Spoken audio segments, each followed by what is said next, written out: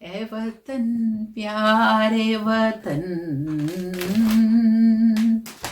اے وطن پیارے وطن، پاک وطن، پاک وطن، اے میرے پیارے وطن، اے وطن پیارے وطن۔ السلام علیکم، میں ہوں شاہین اسد اور آپ دیکھ رہے ہیں مجھے یوٹیوب ولاگ پہ۔ تو آج آپ سوچ رہے ہوں گے کہ شاہینہ نے یہ کیا کیا، آج ترانے سے، پاکستان کے ترانے سے اس نے یہ اپنا سٹارٹ لیا۔ تو آپ کیسے بھول سکتے ہیں کہ آج 23 مارچ ہے، ہمارا پاکستان ڈے۔ ہم بحیثیت ایک پاکستانی ہم سب کو آج ایک خوشی ہے کہ وہ جدوجہد جو 23 مارچ 1940 کو منٹو پارک لاہور کی گراؤنڈ سے سٹارٹ ہوئی تھی، اللہ پاک نے اس کی ہمیں معجزہ دکھایا، اس قرارداد کو عملی ہمیں دکھایا پاکستان کی صورت میں۔ تو شکر الحمدللہ کہ آج ہم پاکستانی ہیں، ہمارے پاس ایک سرزمین کا ٹکڑا ہے، اور اتنی خوبصورت سرزمین کہ جس میں اللہ پاک کی انواع و اقسام کی نعمتیں ہیں، جس میں کوئی کمی نہیں ہے، جہاں گلیشیئر ہیں، جہاں پہاڑ ہیں، جہاں آبشاریں ہیں، جہاں نہریں ہیں، جہاں سمندر ہے، جہاں دریا ہیں۔ کون سی چیز ہے جو پاکستان میں نہیں ہے؟ جہاں خوبصورت مرغزار ہیں، ویلیاں ہیں، دنیا کی بہترین، وہاں جو ہے ہمارے سمندر کے پانی ہیں، نیلے گہرے پانی، گہری جو ہے ہمارے پورٹ ہیں۔ تو کون سی چیز ہے جو اللہ پاک نے پاکستان کے خطے میں پیدا نہیں کی؟ تو ہمیں اللہ نے وہ خطہ عطا کیا، وہ خوبصورت سا خطہ، خوبصورت سا وادی ہمیں دی، جو پاکستان کے نام سے 14 اگست 1947 میں مارز وجود میں آئی، اور دنیا کے نقشے میں ایک مسلم کنٹری، جو کہ سب سے بڑی مسلم کنٹری تھی، وہ دنیا کے نقشے میں پاکستان کے نام سے ابھرے۔ تو آج آپ سب پاکستانیوں کو بہت بہت مبارک ہو کہ یہ وہ سنگ میل تھا جو 23 مارچ کو رکھا گیا، جس تک ہم نے پہنچنا تھا، اور وہ ہماری منزل تھے۔ اور اللہ کی رحمتوں سے اور قائد اعظم کی قیادت میں اور تمام مسلم امہ جو ہماری اس تحریک میں جھوک تھے، اور ہر ایک مسلمان جو اپنی اپنی جگہ پہ اس تحریک میں رواں دواں تھا اور اس تحریک کا حصہ تھا، 7 سال کی قلیل مدت میں 23 مارچ 1940 کو ہم نے قرارداد پاکستان کی کہ پاکستان جو ہے اس کے لیے اب ہم جدوجہد کریں گے، کیونکہ انڈیا میں ہم ہندوؤں کے ساتھ رہنا ہمارے لیے مشکل کر دیا گیا ہے، اس لیے ہم جو ہے پاکستان حاصل کریں گے۔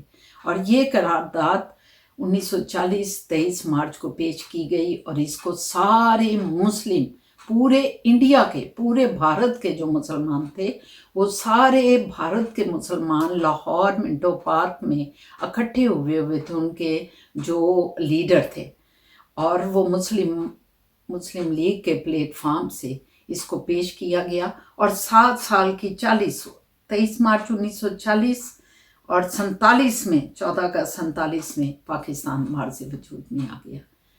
تو یہ آج کی کہانی جو ہے وہ ایک خوبصورت جدوجہد کی کہانی ہے، جس کا جو انجام تو تھا وہ پاکستان کی صورت میں اللہ پاک نے ہمیں تحفہ دیا۔ تو آج میں اپنے تمام پاکستانیوں کو مبارکباد دینے کے ساتھ ساتھ اس کہانی کو دہرانا چاہتی ہوں، اس پوت کے لیے جو نہیں جانتے کہ پاکستان کیسے حاصل ہوا۔ ہمارے نئے بچے جو ہیں انفارچونیٹلی، بدقسمتی سے، ان کو تاریخ کا اتنا شغف نہیں ہے، یا ان کو بتایا نہیں گیا کہ پاکستان کیوں قائم کیا گیا۔ اس کی وجہ جو ہے آج میں بتاؤں گی۔ تو اس چھوٹی سی ایک ویڈیو بن رہی ہے، اس میں جتنا بھی میں وائنڈ اپ کر سکتی ہوں، سم اپ کر سکتی ہوں، میں کروں گی۔ تو میں آپ کو تاریخ کے پچھلے ادوار میں لے جاتی ہوں کہ جب مغلوں کا دور حکومت تھا، اور مغلوں سے بہت پہلے جو سب سے پہلے مغلوں سے پہلے بہت پہلے محمد بن قاسم نے سرزمین سندھ پہ قدم رکھا. یہ وہ پہلا قطرہ تھا، پہلا قدم تھا جو مسلمانوں کا اس سرزمین پہ پڑا، کیونکہ اس کے علاوہ اس سے پہلے یہاں سارے ہندو آباد تھے جو کہ بت پرستی کرتے تھے اور جن کے بے شمار خدا تھے. لیکن محمد بن قاسم کن وجوہات کی وجہ سے آئے میں اس میں نہیں پڑھتی، نہ مطلب سیاسی وجہ تھی، نہ اس میں فتوحات کی کوئی وجہ تھی کہ ہم فتح کریں انڈیا کو. وہاں ایک خالصتاً ایک تجارتی قافلہ جا رہا تھا اور شپ جا رہا تھا جس کو قزاقوں نے، سندھ کے قزاقوں نے لوٹا اور انہوں نے دہائی دی مسلمانوں نے. اور محمد بن قاسم اس چیز کے لیے آئے کہ یہ لوگوں کو پتہ چلے کہ یہاں سے سمندر سے ہمارے تجارتی قافلے تو گزرنے ہیں، اور یہ پھر اس کے بعد تو اس وجہ سے ایک بڑی فوج لے کے وہ یہاں اترے. اور ان کا حسن سلوک اور محبت اور پیار اس رعایا کے ساتھ، جو مسلم رعایا نہیں تھی بلکہ ہندو رعایا تھی، اتنا زیادہ تھا کہ ہندو جو ہیں وہ ان کو پوجنے لگ گئے. وہ لوگ اتنے معصوم ہوتے تھے، اتنے سادہ تھے. جو بھی میں یہی کہوں گی، میں یہ نہیں کہوں گی جہالت تھی یہ تھی، میں کہوں گی کہ وہ ایک سمپل سادہ قوم تھی، بہت محبت کرنے والی. اور انہوں نے سمجھا کہ محمد بن قاسم بھی ایک اوتار ہے جو خدا نے، جو جس کو بھی وہ خدا تو نہیں کہتے تھے، جو بھی لفظ وہ بولتے تھے، تو انہوں نے ہمیں اس دنیا میں بھیجا ہے. کیونکہ وہ اتنا حسن سلوک انہوں نے کیا، حالانکہ دیبل کو، سندھ کو انہوں نے فتح کر لیا اور یہاں مسلمانوں کی حکمرانی ہو گئی، مگر اتنا اچھا حسن سلوک کہ لوگ ان کی پوجا کرنے لگے. اور یہ خبر جب ادھر ہمارے راجہ داہر، اس وقت سندھ میں راجہ داہر کی حکومت تھی جب محمد بن قاسم آئے تھے، اور راجہ داہر کو شکست دے کے انہوں نے یہاں مسلم مملکت کی سب سے پہلی بنیاد ڈالی. تو میں بتا رہی ہوں کہ لوگوں نے ان سے اتنا پیار کیا ان کے حسن سلوک کی وجہ سے، ان کی محبت کی وجہ سے، ان کی شفقت کی وجہ سے. انہوں نے رعایا کو اتنا محبت دی، اتنی آسانیاں دیں کہ سارے لوگ ان کی پوجا کرنے لگ گئے، جیسے کہ وہ اپنے خداؤں کی پوجا کرتے تھے. ان کو بھی ایک خدا بنا لیا اور ان کے بت تراشنے لگ گئے. تو جب حجاج بن یوسف اس وقت گورنر تھا ادھر کا، تو اس سے جب یہ خبریں پہنچی کہ محمد بن قاسم کو لوگ اتنا پوجنے لگ گئے ہیں، تو وہی جو کہ ایک آپ کو پتہ ہے سلاطین کے اندر سلطان جو بادشاہ ہوتے ہیں حکمران، ان کے دل میں یہ ایک حسد کا مادہ پیدا ہو جاتا ہے کہ جو ہمارے سبارڈینیٹ ہیں اس کو اتنی اہمیت دی جا رہی ہے. تو انہوں نے محمد بن قاسم کو واپس بلا لیا اور پھر انہیں قتل کر دیا گیا کہ اس کا نام و نشان ہی نہ رہے. بہرحال یہ ایک اور طرف ہم چل پڑے ہیں. لیکن اس کے بعد لوگ جو ہے سندھ میں جوگ در جوگ جو ہے وہ اسلام میں داخل ہونا شروع ہو گئے. اور وہ جو ایک چھوٹی سی فوج یہاں آئی تھی، وہ بھی یہاں انہوں نے شادیاں کی لوگوں کے ساتھ، جو مسلم ہوئی بچیاں ان کے ساتھ، اور جو خاندان مسلم ہوئے.